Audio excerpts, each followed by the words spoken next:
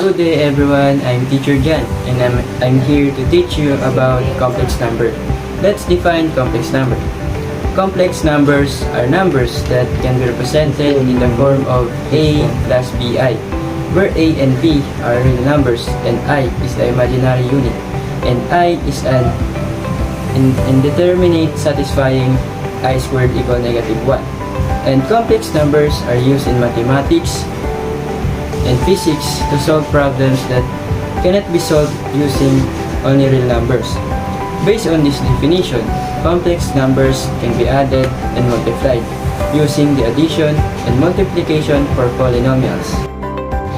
Good day everyone, I am Teacher Bless, and for our lesson objectives, first, the students will be able to define complex numbers. Second, students will be able to identify the real and imaginary parts of a complex numbers. Third, students will be able to add, subtract, multiply, and divide complex numbers. And last is, students will be able to solve equations involving complex numbers.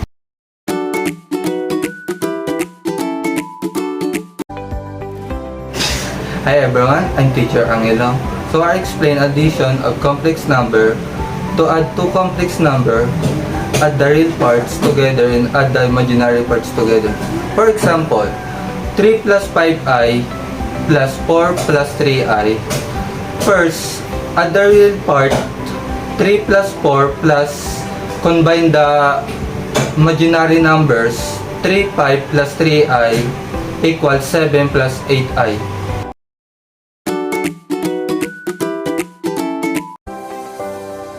So, good day everyone, my name is Teacher Nash. So, my topic is all about subtraction of complex numbers. So, when subtracting complex number, be sure to distribute the subtraction sign, then add like parts. For example, 8 plus 10i minus the quantity of 3 minus 5i. So, it equals 8 plus 10i minus 3 plus 5i. So simplify lang, then add like parts. So 8 minus 3, then 10i plus 5i.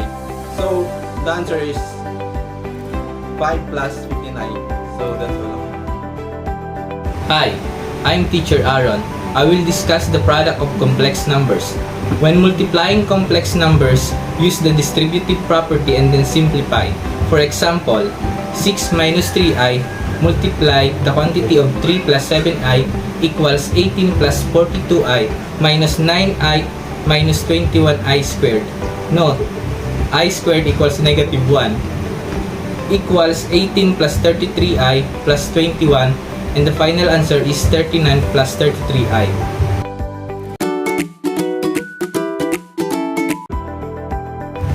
Hello everyone, I'm Teacher Robert and I will discuss the conjugate of a complex number. This is conjugate to multiply the numerator and denominator of the given problem, then simplify. You may need to learn or review the skill on how to multiply complex numbers because it will play an important role in dividing complex numbers. So, given complex number a plus bi, let's conjugate a minus bi. Next is given complex number a minus bi, let's conjugate a plus bi.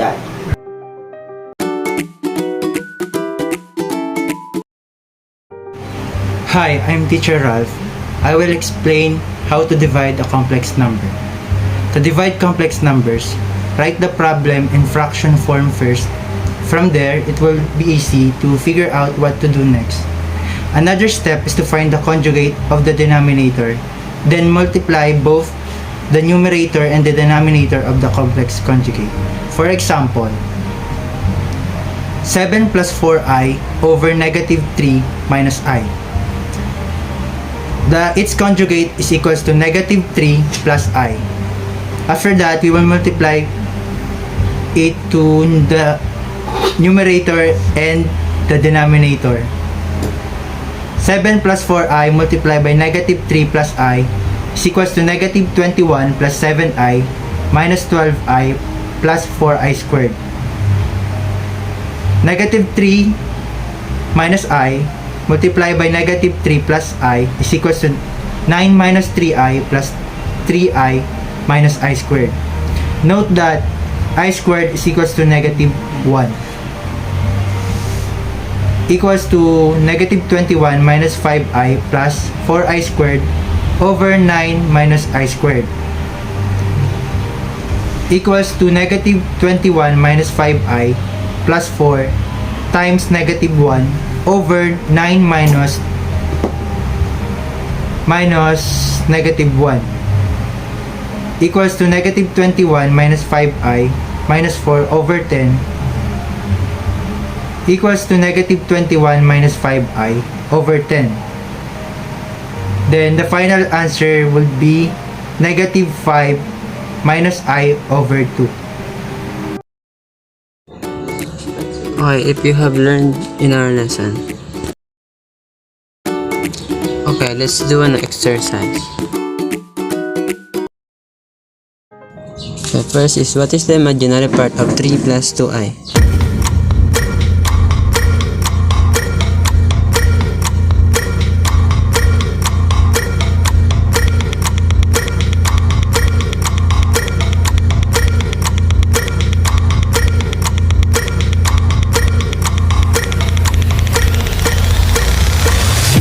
So the final answer is equals 2.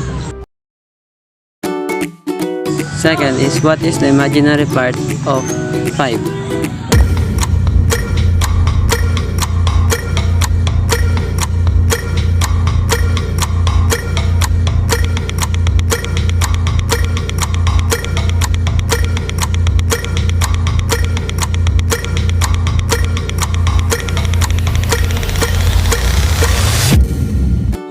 So the final answer is equal 0.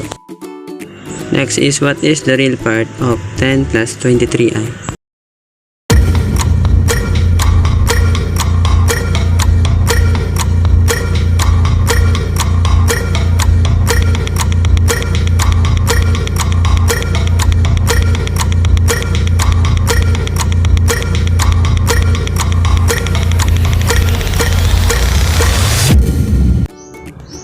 So the final answer is equal 6. Okay, for the last exercises is, what is the imaginary part of 7 minus 5i?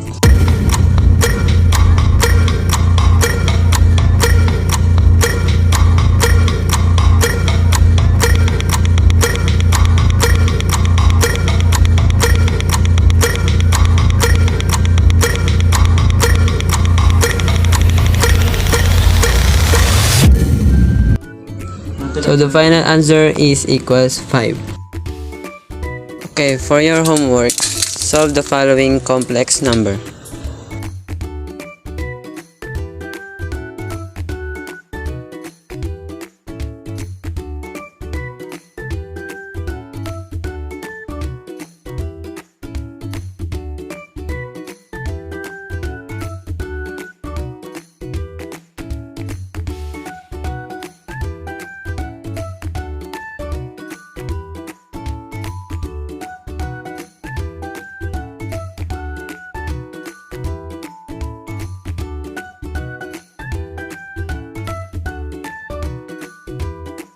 Class, that's all our lesson all about complex numbers.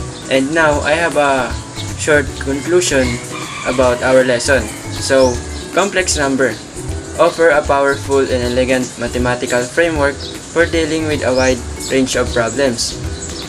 Their introductions provides a solution to equations that have no real resolution and enables a deeper understanding of mathematical concepts.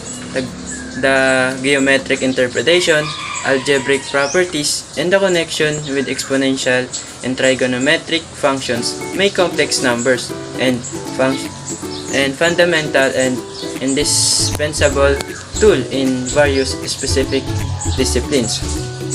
We hope you have learned in our lesson about complex numbers. Once again, complex numbers are represented in the form of a plus bi, where A and B are real numbers and I is the imaginary unit. That's all, and thank you. Okay class, that's all. Thank you. This is the end of our lesson about complex numbers. See you again next time. God bless and smile.